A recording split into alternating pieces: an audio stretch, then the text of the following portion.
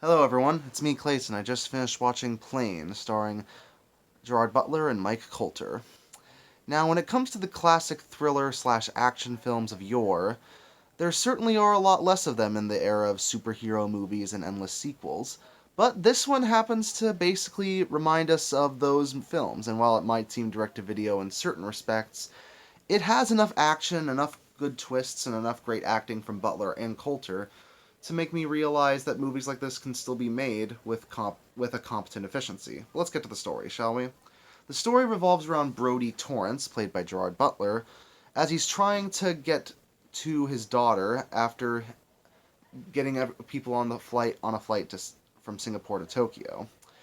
He also has to transport a man named Louis Gaspare, who's convicted of murder and played by Mike Colter.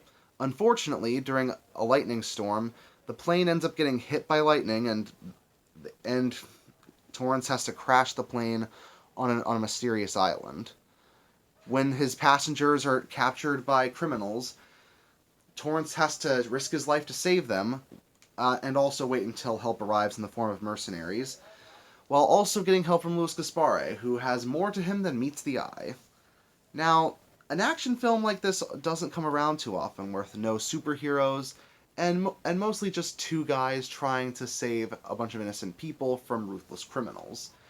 And I do appreciate that this film really stacks the odds against our heroes in that respect.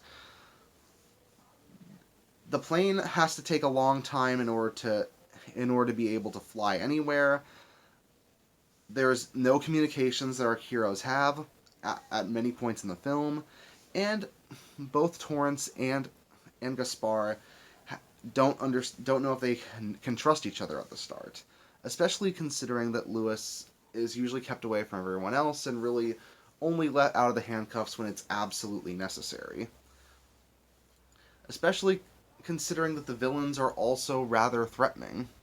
They're not exactly memorable in a lot of sense, but they are generally competent, generally scary, and the actors who play them do a good job getting you to really fear them, as well as wanting to see them get their just desserts.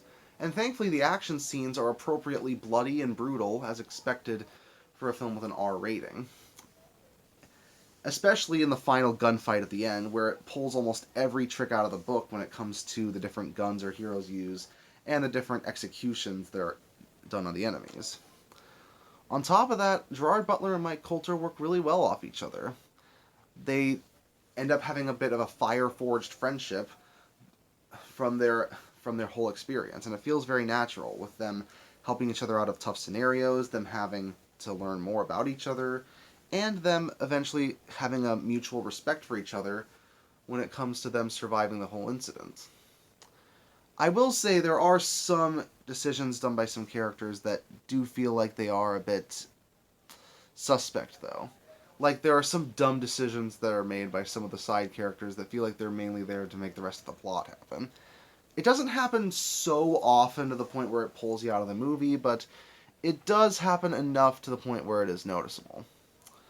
On top of that, the fi- the film mostly uses its $50 million budget rather well, but it also happens to feel a bit more limited in its action than some of the other contemporaries.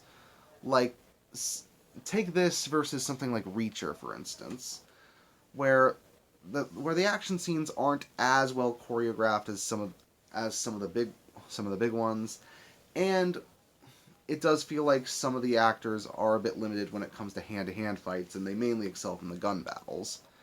That doesn't kill off the action at all. It just means that it feels like they were a bit limited in what they could do with the action, so they just worked with some tried and true tested methods to make it work as an R-rated film that didn't have to raise the bar too much.